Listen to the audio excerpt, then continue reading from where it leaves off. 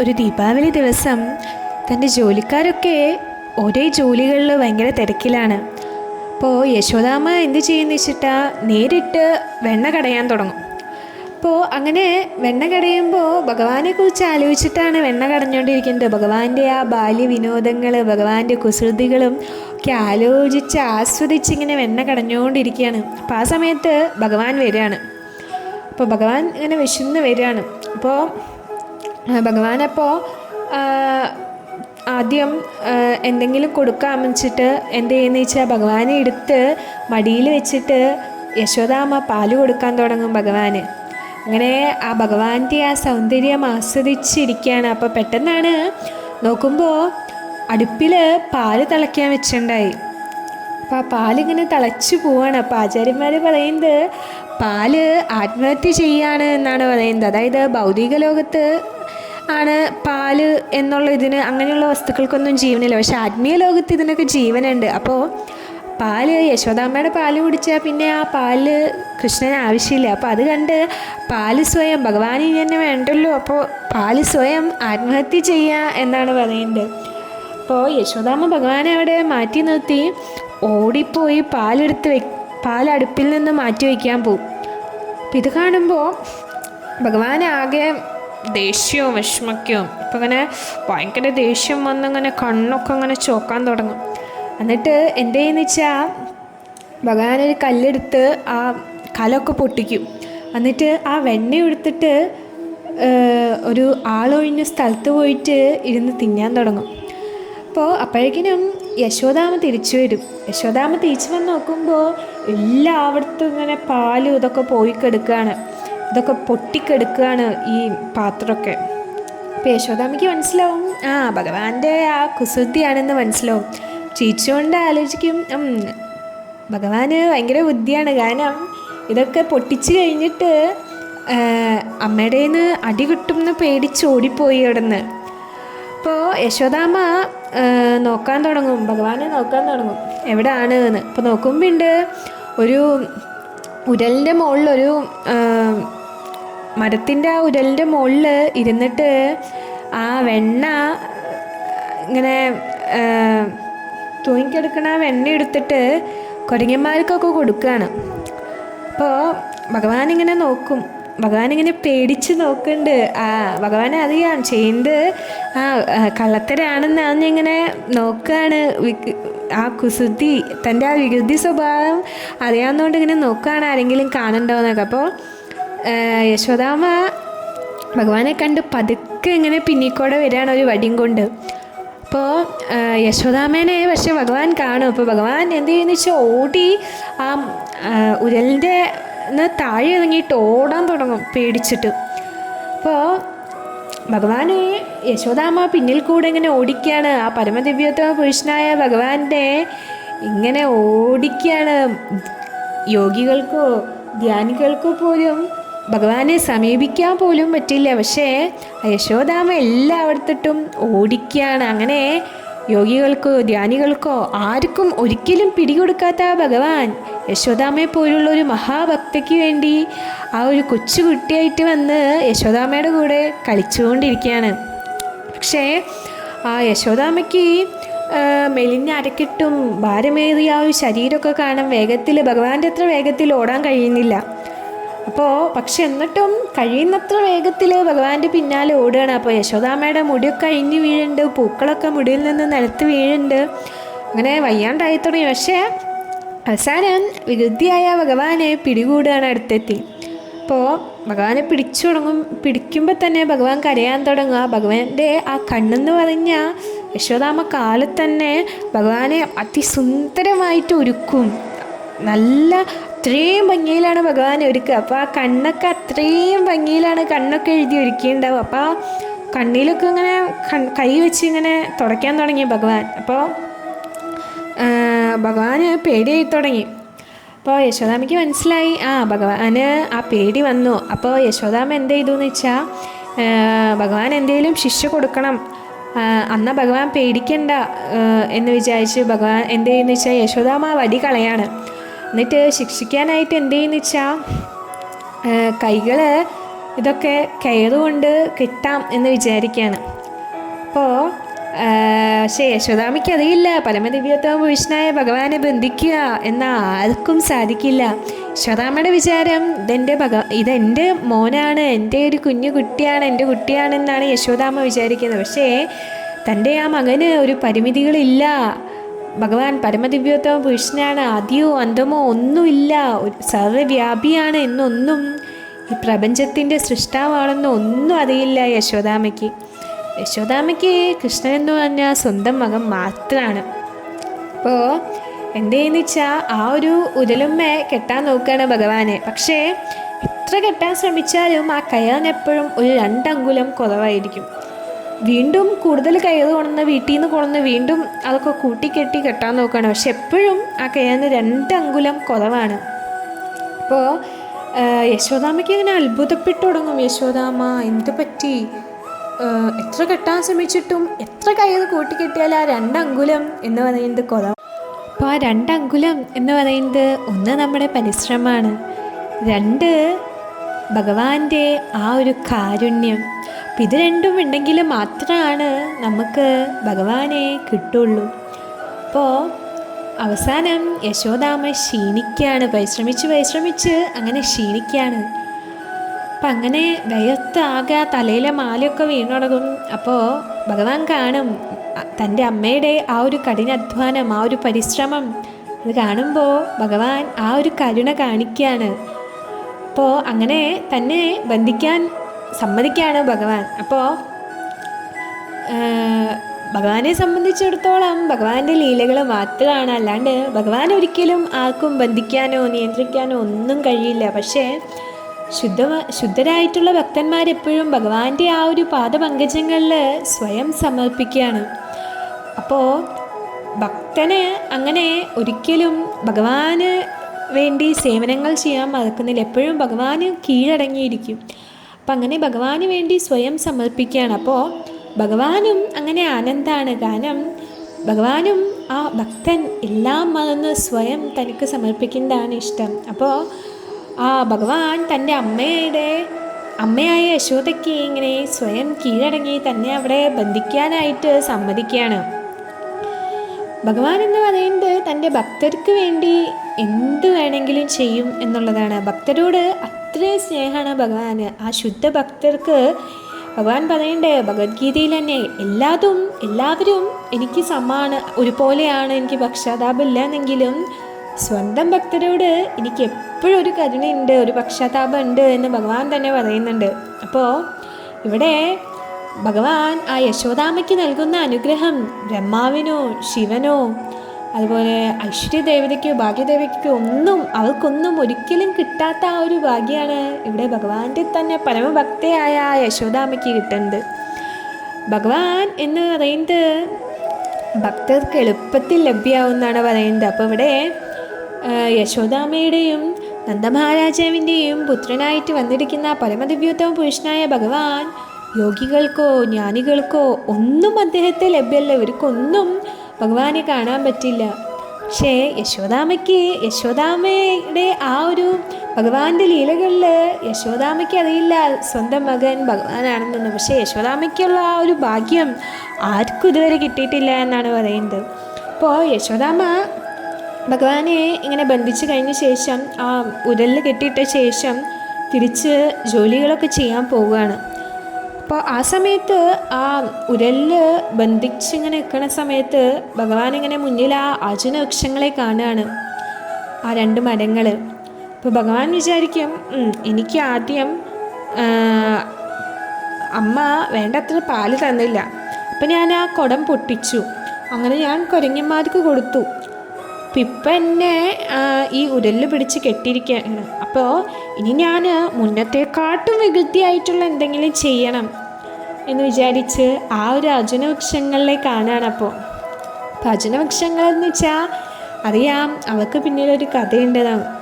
അവർ മുൻജന്മത്തിൽ കുബേരൻ്റെ 2 പുത്രന്മാരായിരുന്നു, നളകുബേരനും മണിഗ്രീവനും. അങ്ങനെയുള്ള ഈ 2 വൃക്ഷങ്ങൾ. അപ്പോൾ ഈ കുബേരൻ്റെ ആ ഒരു ധനികനായ ആ ഒരു പിതാവിൻ്റെ പുത്രന്മാർ എന്ന ആ ഒരു അഹങ്കാരമൊക്കെ അവർക്ക് ഉണ്ടായിരുന്നു. അവർ ഈ സുഖഭോഗങ്ങൾക്ക്, അതുപോലെ പ്രത്യേകിച്ച് ഈ വീഞ്ഞ്, മദ്യം അങ്ങനത്തെ ഇത്, പിന്നെ സ്ത്രീകൾക്കൊക്കെ അടിമകളായിരുന്നു. അങ്ങനെയൊരു ജീവിതമായിരുന്നു അവർ നയിച്ചിരുന്ന. ഒരു ദിവസം അവർ സുന്ദരികളായ സ്ത്രീകളോടൊത്ത് മന്ദാകിനിയുടെ തീരത്ത് ഇങ്ങനെ കൈലാസത്തിൻ്റെ അവിടെ ഭഗവാൻ കൈലാസത്തിലെ മഹാദേവൻ്റെ ആ ഒരു ഉദ്യാനത്തിലിരിക്കുകയാണ്, അവിടെ ചെല്ലുകയാണ്. അപ്പോൾ അവർ അങ്ങനെ ആ ഒരു സ്ത്രീകളോടൊപ്പം ആ വെള്ളത്തിൽ ഇറങ്ങി അങ്ങനെ കളിക്കാൻ തുടങ്ങി. അപ്പോൾ ആ സമയത്താണ് മഹാമുനി നാരദമുനി കടന്നു വരികയാണ്. അപ്പോൾ നാരദമുനി അങ്ങനെ വരുമ്പോൾ സ്ത്രീകളെല്ലാം വേഗം ഡ്രസ്സൊക്കെ എടുത്തിങ്ങനെ മൂടാൻ തുടങ്ങും. പക്ഷേ ആ അഹങ്കാരത്തിൽ, ആ ഒരു മിഥ്യാഹങ്കാരത്തിൽ അങ്ങനെ ആ ഒരു നിന്നിരുന്ന, ആ ഒരു അജ്ഞതയിൽ നിന്നിരുന്ന കുബേരൻ്റെ പുത്രന്മാർ അതിനൊന്നും ശ്രമിക്കില്ല. അപ്പോൾ നാരദമുനി എന്ത് ചെയ്യുന്നു വെച്ചാൽ അവരെ ശപിക്കുകയാണ്. അവരുടെ ആ ഒരു പെരുമാറ്റം കണ്ട് അവരെ ശപിച്ചിട്ട് പറയാണ്, നിങ്ങൾ അങ്ങനെ ആ ഒരു ഭഗവാനെ കാണാനുള്ളൊരു അവസരം കൊടുത്ത് മോചനം കിട്ടട്ടെ അവർക്ക് എന്നൊരു ഉദ്ദേശത്തോടു കൂടിയാണ് നാരദമുനിയെ ശപിക്കുന്നത്. അപ്പോൾ നാരദമുനിക്ക് മനസ്സിലാവാണ്, അതായത് ഇവർ ആ ഒരു വിദ്യാഹങ്കാരം കാരണം ഇത് ശരി എന്താണെന്നോ തെറ്റാണെന്താണ് എന്നൊന്നും തിരിച്ചറിയാൻ സാധിക്കുന്നില്ല. അവരുടെ ജീവിതം അത്രയും അധപ്പതനത്തിലേക്ക് പോയിരിക്കുകയാണ് ഈ ഒരു സമ്പത്തൊക്കെ കാരണം. അപ്പോൾ അദ്ദേഹം വിചാരിക്കും അവരുടെ ഈ ഒരു സ്വഭാവം മാറ്റണം. മൃഗങ്ങൾക്കാണ് ഈ സ്വന്തം നഗ്നതയെക്കുറിച്ചൊന്നും അവബോധമില്ലാണ്ടിരിക്കുക. അപ്പോൾ നളകുബേരനും മണിഗ്രീവനും അതുപോലെ അജ്ഞരായി മാറിയത് നാരദമുനി കാണുകയാണ്. അപ്പം അതിന് പരിഹാരമായിട്ട് അവർക്ക് ഏറ്റവും നല്ല ശിക്ഷ എന്ന് പറയുന്നത് മരങ്ങളാക്കി മാറ്റുക എന്നുള്ളതാണ് എന്ന് അദ്ദേഹം കരുതുകയാണ്. അങ്ങനെ അവരുടെ ഭൂതകാലം അവർക്ക് ഓർമ്മിക്കാൻ അനുവദിക്കുകയും ചെയ്യുക. നളകുബേരനും മണിഗ്രീവനും ആ നന്ദമഹാരാജാവിൻ്റെ ആ ഒരു കൊട്ടാരത്തിൽ 100 സ്വർഗീയ വർഷങ്ങൾ വൃക്ഷങ്ങളായിട്ട് നിൽക്കാനായിട്ട് നാരദമുനിയെ ശപിക്കുകയാണ്. അപ്പം അതിനുശേഷം അവർക്ക് ഭഗവാനെ കാണാൻ കഴിയുകയും അതുപോലെ തന്നെ ഭഗവാന്റെ കാരുണ്യം സ്വീകരിക്കാനുള്ള ഭാഗ്യം ലഭിക്കുകയും ചെയ്യും. അതിനുശേഷം അവർക്ക് വീണ്ടും സ്വർഗീയ ഗ്രഹങ്ങളിലേക്ക് തിരിച്ചു വരാനും അതുപോലെ തന്നെ ഭഗവാന്റെ വലിയ ഭക്തരാവാനും സാധിക്കുകയും ചെയ്യും. അങ്ങനെ പിന്നീട് ഇവരെ ശപിച്ച ശേഷം നാരദമുനി തിരിച്ച് നാരായണാശ്രമത്തിലേക്ക് പോവുകയാണ്. ഇവർ 2 ദേവന്മാരും അർജുനവൃക്ഷങ്ങളായിട്ട് മാറാണ്. അങ്ങനെ ആ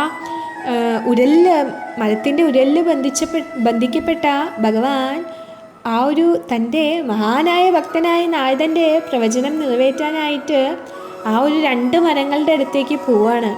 അങ്ങനെ ആ ഒരു ഉരല് ആ 2 മരങ്ങളുടെ ഇടയിൽ കൂടിയിട്ട് വലിച്ച് അങ്ങനെ ആ മരങ്ങൾ വലിയൊരു സൗണ്ടോടു കൂടിയാണ് നിലത്തേക്ക് വീഴുന്നത്.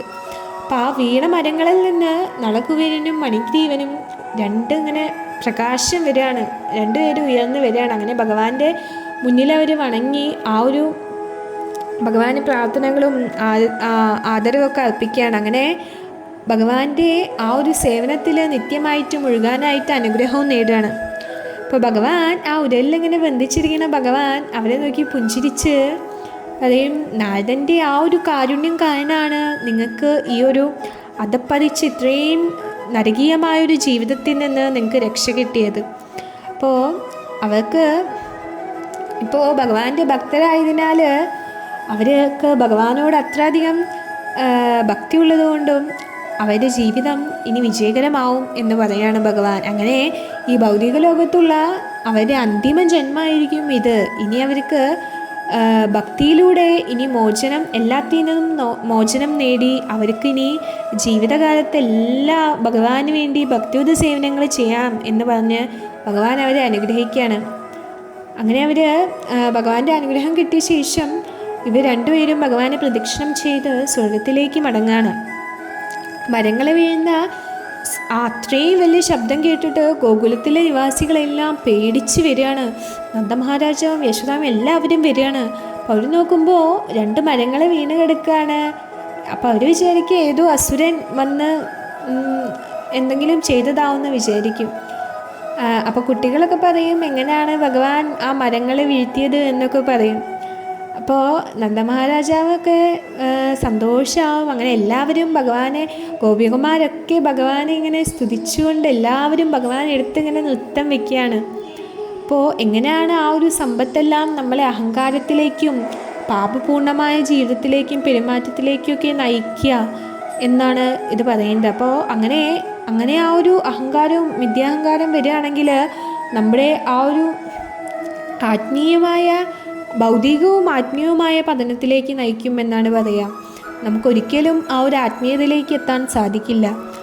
അപ്പോൾ പക്ഷേ ഒരു ഭക്തൻ്റെ ആ ഒരു സഹവാസത്തിലൂടെ ഏറ്റവും പാപിയായ ഒരു വ്യക്തിക്ക് പോലും എങ്ങനെ ഇതിൽ നിന്ന് രക്ഷപ്പെടാൻ കഴിയും എന്നാണ് പറയുന്നത്. ഒരു ശുദ്ധഭക്തനായിട്ടുള്ള ആ ഒരു നിമിഷത്തെ സഹവാസം, ഇപ്പോൾ നാരദമുനിയുടെ ഒരു നിമിഷത്തെ സഹവാസം തന്നെയാണ് നളകുവേനും മണിഗ്രീവനും കിട്ടിയത്. ആ ഒരു നിമിഷം കൊണ്ട് അവർക്ക് ജീവിതത്തിൻ്റെ ഉയർന്ന ആ ഒരു ആത്മീയ ജീവിതത്തിലേക്ക് നയിക്കപ്പെടാൻ കഴിയുമെന്നാണ് വേദങ്ങളും നമ്മെ പഠിപ്പിക്കുന്നത്. അപ്പോൾ നാരദമുനിയുടെ ആ ഒരു കാരണത്താലാണ് അവർക്ക് രണ്ടുപേർക്കും ഭഗവാനെ കാണാൻ ഭാഗ്യമുണ്ടായത്. അതുപോലെ അദ്ദേഹത്തിനോട് ശുദ്ധഭക്തി വളർത്തിയെടുക്കാനുള്ള അനുഗ്രഹം കിട്ടിയതും അതുകൊണ്ട് മാത്രമാണ്. ഇപ്പോൾ ദാമോദര മാസം എന്ന് പറഞ്ഞാൽ ദാമോദർ എന്ന് വെച്ചാൽ രണ്ട് വാക്കുകളാണ്. ദാം എന്ന് വെച്ചാൽ ആ കയറ്, ഉദർ എന്ന് വെച്ചാൽ വയർ. അപ്പോൾ ദാമോദര മാസം എന്ന് വിളിക്കാൻ തന്നെ കാരണം യശോദാമ്മ ഭഗവാനെ ആ ഒരു വയറിൽ ഈ കയറുകൊണ്ട് ആ ഉരലിൽ കെട്ടിയത് കൊണ്ടാണ്. അപ്പോൾ ഈ വർഷം ദാമോദര മാസം ഒക്ടോബർ 7 തൊട്ട് നവംബർ 6 വരെയാണ്. അപ്പോൾ ഭഗവാൻ എന്നെ ഏറ്റവും ഇഷ്ടമുള്ള മാസമാണ് ഈ ദാമോദര മാസം എന്ന് പറയുന്നത്. അതുപോലെ തന്നെ ദാമോദര മാസത്തിൽ ശരത് പൂർണിമയുണ്ട്. ശരത് പൂർണിമ വെച്ചാണ് സ്റ്റാർട്ട് ചെയ്യുന്നത് ദാമോദര മാസം. അന്ന് പൂർണിമയാണ്. അപ്പോൾ ചന്ദ്രൻ ഇങ്ങനെ തെളിഞ്ഞിരിക്കും. ആ ഒരു ദിവസമാണ് ഈ നമ്മുടെ രാസലീല, ഭഗവാന്റെ രാസലീല നടന്നതെന്നാണ് പറയുന്നത്. അപ്പോൾ അന്നത്തെ ദിവസം എല്ലാവരും, അതായത് ഭക്തന്മാരൊക്കെ രാത്രി എഴുന്നേറ്റ് ചെയ്യുന്ന ഭഗവാന്റെ ആ ഹരേ കൃഷ്ണ മഹാമന്ത്രമൊക്കെ ജപിച്ച് ഭഗവാന്റെ ആ രാസലീലയുടെ ആ ഒരു ഇതൊക്കെ കേൾക്കും. അതുപോലെ തന്നെ അഹോയഷ്ടമി, ഈ അമ്മമാർ തൻ്റെ മക്കളോടുള്ള ആ ഒരു സ്നേഹം അതിനുവേണ്ടി എടുക്കുന്നതാണ് അഹോയഷ്ടമി, അതുണ്ട്. അതുപോലെ രാമയേകാദശി, അതുപോലെ തന്നെ ഗോവർദ്ധന പൂജ, ഭഗവാൻ ഗോവർദ്ധന എടുത്തുയർത്തി ഭഗവാൻ തൻ്റെ ഭക്തരെ സംരക്ഷിച്ചത്. അതുപോലെ ദീപാവലി, ഇന്ത്യയിൽ എല്ലായിടത്തും ആഘോഷിക്കുന്നതാണ് ദീപാവലി. രാമഭഗവാൻ ശ്രീരാമൻ അയോധ്യയിലേക്ക് തിരിച്ചു വരുന്നു. ആ ഒരു നന്മയുടെ ആ ഒരു വിജയം അത്. പിന്നെ അതുപോലെ തുളസീദേവി മഹാവിഷ്ണുവിനെ വിവാഹം ചെയ്യുന്നത്. അതുപോലെ അന്നത്തെ ദിവസം നമുക്കറിയാം തുളസീനെ നമ്മളെ അലങ്കരിച്ച് ഇങ്ങനെ മാലയൊക്കെ ഇട്ട് അങ്ങനെ വർഷിപ്പ് ചെയ്യും നമ്മൾ അന്നത്തെ ദിവസം. അതുപോലെ ദേവോത്തനി ഏകാദശി. അപ്പോൾ ഇതെല്ലാം ഈ മാസത്തിലാണ് വരുന്നത്. ഈ മാസത്തിന് അത്രയും പ്രത്യേകതയാണുള്ളത്. അതുപോലെ ദാമോദര മാസത്തെ തന്നെയാണ് നമ്മൾ കാർത്തിക മാസം എന്ന് പറയുന്നത്. രാധാറാണിക്കും വളരെ ഇഷ്ടമുള്ളതാണ് കാർത്തിക മാസം എന്ന് പറയുന്നത്. ഇപ്പോൾ ഹരിഭക്തി വിലാസത്തിൽ ഒരുപാട് പറയുന്നുണ്ട് ഇതിനെപ്പറ്റി. കാർത്തിക മാസത്തെ പോലെ ഇത്തരം പുണ്യമായ മറ്റൊരു മാസമില്ല എന്നാണ് പറയുന്നത്. രാധാറാണിക്കും ഭഗവാനും ഒരുപോലെ പ്രിയപ്പെട്ടതാണ് ഈ മാസം എന്ന് പറയുന്നുണ്ട്. ഭഗവത്ഗീതയിൽ ഭഗവാൻ പറയുന്നുണ്ട്, മാസങ്ങളിൽ വെച്ച് ഞാൻ മാഘശീർഷമാണ്. കാരണം ഇത് ശ്രീമതി രാധാറാണിക്ക് വളരെ പ്രിയപ്പെട്ടതാണ്. അതുകൊണ്ട് എല്ലാ മാസത്തിനേക്കാട്ടും ഒരുപാട് മികച്ചതാണ് ഈ മാസം എന്ന് പറയുന്നത്. അതുപോലെ തന്നെ കാർത്തിക മാസത്തിൽ ഈ മാസം ഭക്തർക്കും വൈഷ്ണവർക്കും ഒക്കെ വളരെ പ്രിയപ്പെട്ടതാണ്. ഈ മാസത്തിൽ നമ്മൾ എന്ത് ചെയ്താലും അതിന് അത്രയും വലിയ റിസൾട്ടാണ് നമുക്ക് കിട്ടുക. നമുക്കതുപോലെ ഭക്തിയുടെ സേവനത്തിലൊക്കെ എളുപ്പത്തിൽ വിജയം നേടാൻ കഴിയുന്ന ഒരു മാസമാണ്. അപ്പം എല്ലാവരും ഈ മാസത്തിൻ്റെ ആ ഒരു പ്രയോജനം നമ്മൾ ഉപയോഗപ്പെടുത്തി ആത്മീയ ജീവിതത്തിൽ പുരോഗതി കൈവരിക്കണം എന്നാണ് പറയുന്നത്. അപ്പോൾ ഈ ഒരു മാസത്തിൽ നമ്മൾ എന്ത് ചെയ്താലും നമുക്ക് ഭഗവാന്റെയും രാധാറാണിയെയും അത്രയും അനുഗ്രഹം ഉണ്ടായിരിക്കും. നമ്മുടെ പാപങ്ങളൊക്കെ നമുക്ക് മാറ്റി കഴുകിക്കളഞ്ഞ് ആ ഗോലോക വൃന്ദാവനത്തിലേക്ക് എത്താനും സാധിക്കും. അതുപോലെ സത്യഭാമ എങ്ങനെയാണ് ഭഗവാൻ ഇത്രയും പ്രിയപ്പെട്ടതായതെന്ന് പറയുന്നത്. കാർത്തിക മാസത്തിൻ്റെ മഹിമകളെക്കുറിച്ച് പറയുമ്പോൾ ശ്രീല സനാതന ഗോസ്വാമി ഒരു മനോഹരമായ കഥ പറയുന്നുണ്ട്. അതായത് സത്യഭാമ എങ്ങനെയാണ്, അതായത് ഭഗവാൻ ഒരിക്കൽ ദ്വാരകയിൽ സത്യഭാമയും ഭഗവാനും എങ്ങനെയാണ് സത്യഭാമ ഭഗവാൻ ഇത്രയും പ്രിയപ്പെട്ടതായത് എന്നൊക്കെ പറയാണ്. അറിയാം, ഭഗവാന് 16,908 ഭാര്യമാരുണ്ട്. അപ്പോൾ അതിൽ നിന്ന് എങ്ങനെയാണ് ഈ സത്യഭാമയെ ഇത്രയും പ്രിയപ്പെട്ടത്, ഭഗവാൻ എന്താണ് എന്ന് പറയണം. അപ്പോൾ ഭഗവാൻ പറയുന്നുണ്ട്, മായാപുരി ദ്വാദശ്പുരിയിലാണ്, ആ ഹരിദ്വാറിൽ ഗംഗാ നദിയുടെ അടുത്താണ്. അവിടെ ഒരു ബ്രാഹ്മണൻ ഉണ്ടായിരുന്നു, ദേവ് ശർമ്മ എന്ന് പറയുന്നത്. അദ്ദേഹം ഗുരുകുലത്തിൽ പഠിപ്പിക്കുകയായിരുന്നു. അദ്ദേഹത്തിനൊരു മകളുണ്ടായിരുന്നു, ഗുണവതി.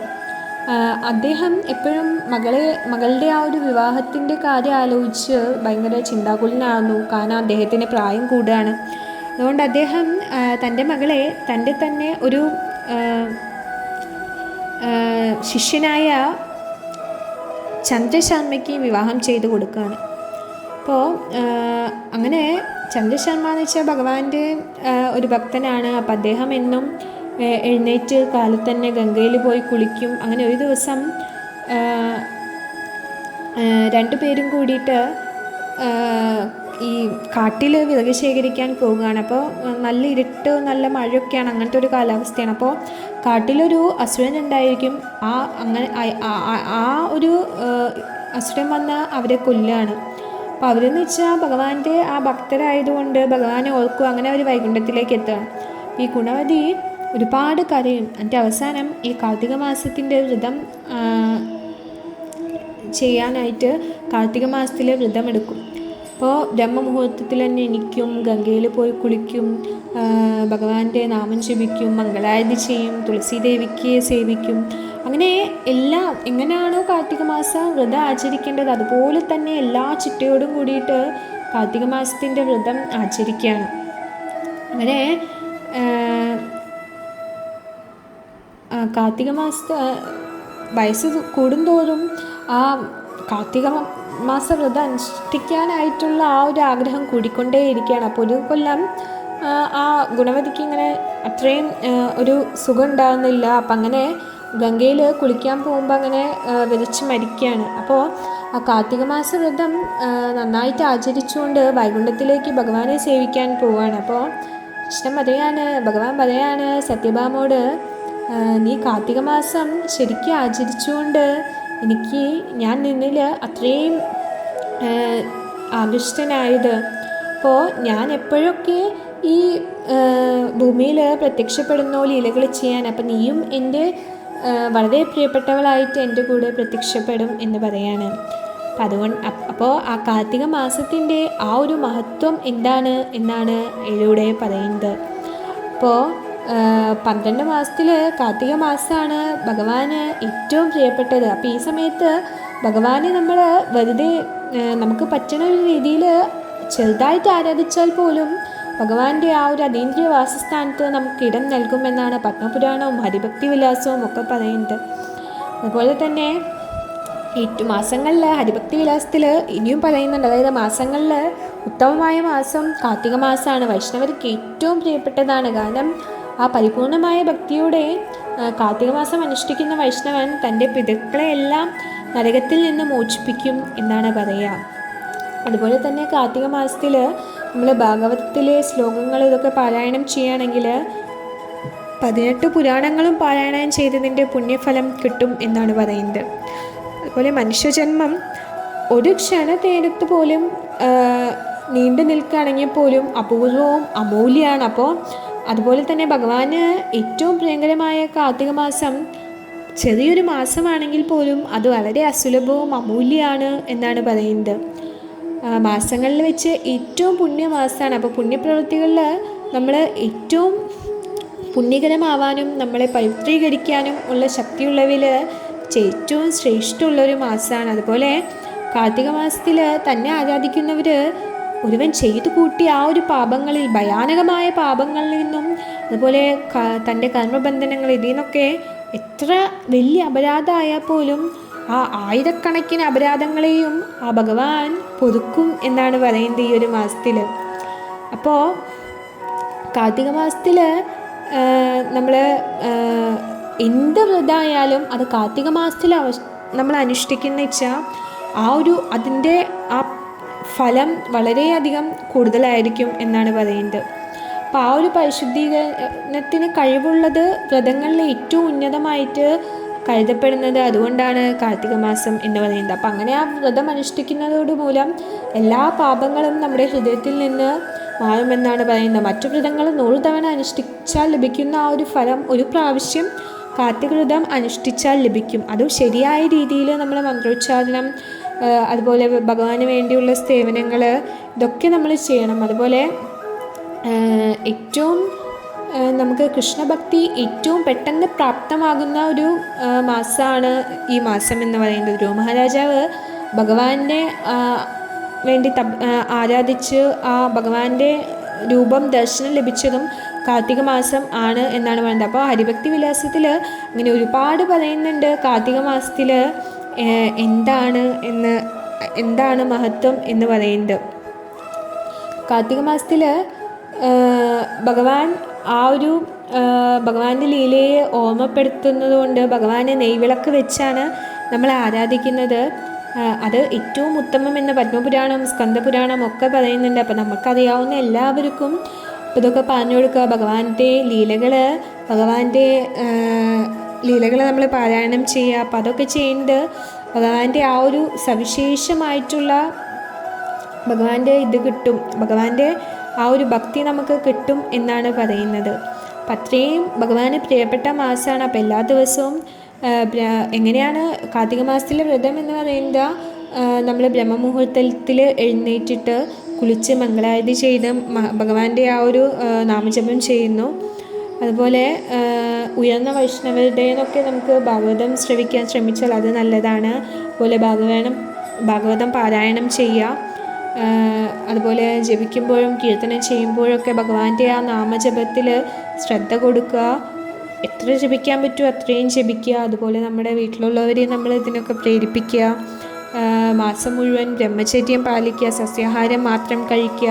അതുപോലെ തുളസി ദേവിയെ നമ്മൾ ആരാധിക്കണം, കീർത്തനം പാടണം, രാധാകൃഷ്ണ സേവനം ലഭിക്കാനായിട്ട് നമ്മൾ പ്രാർത്ഥിക്കണം.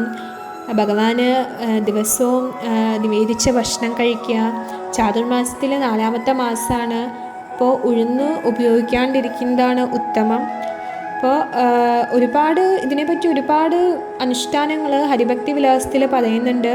അപ്പോൾ വളരെ കഠിനമായ നമുക്ക് വ്രതങ്ങളൊക്കെ അനുഷ്ഠിക്കാനായിട്ട് ഒരുപാട് പാടാണ്. അപ്പോൾ കാർത്തിക മാസത്തിൽ ദാമോദര ഭഗവാനെ നമ്മൾ ഒരു നെയ്വിളക്കെങ്കിലും കത്തിച്ച് ഭഗവാന് എന്തെങ്കിലും നമ്മൾ നേദിക്കുക, ഭഗവാന് വേണ്ടി നമ്മൾ നേദിച്ച് നമുക്ക് ഭക്ഷണം കഴിക്കുക. അപ്പം അങ്ങനെയുള്ള നമുക്ക് ചെയ്യാൻ പറ്റുന്ന കാര്യങ്ങളൊക്കെ നമ്മൾ ചെയ്ത് ഭഗവാന്റെ നാമം ചൊല്ലുക, അതുപോലെ ഭഗവാന്റെ കഥകളേക്ക്, ഇതൊക്കെ നമുക്ക് ചെയ്യാൻ പറ്റുന്ന കാര്യങ്ങളാണ്. അപ്പോൾ ഇത്ര വലിയ വിഷമമേറിയ വ്രതങ്ങൾ നമുക്ക് അനുഷ്ഠിക്കാൻ പറ്റില്ലെങ്കിലും നമുക്ക് അനുഷ്ഠിക്കാൻ പറ്റുന്ന രീതിയിൽ നമ്മൾ ദാമോദര അഷ്ടകം പാടുക. അപ്പം അങ്ങനെയുള്ള ചെറിയ കാര്യങ്ങളൊക്കെ നമുക്ക് ചെയ്യാൻ പറ്റും. അപ്പം നമുക്ക് എത്രത്തോളം ചെയ്യാൻ പറ്റുമോ, നമ്മൾ ഏത് ലെവലിലാണെന്ന് നമുക്ക് ഓരോരുത്തർക്കും അറിയാം. അപ്പം നമ്മുടെ ആ ഒരു ഇത് വെച്ചിട്ട് നമുക്ക് കഴിയാവുന്ന രീതിയിൽ ദാമോദര വ്രതം നമ്മളെല്ലാവരും അനുഷ്ഠിച്ച് ഭഗവാന്റെ ആ ഒരു കാരുണ്യത്തിന് എല്ലാവരും ഭഗവാന്റെ ആ ഒരു കാരുണ്യം കിട്ടാനായിട്ട് എല്ലാവരും ശ്രമിക്കുക. അപ്പം ഈ മാസം നമ്മൾ എന്ത് ചെയ്താലും അത്രയും ഉത്തമമാണ്. അപ്പം എന്തൊക്കെ ചെയ്യാൻ പറ്റുമോ അതൊക്കെ ചെയ്യാം. ഹരേ കൃഷ്ണ.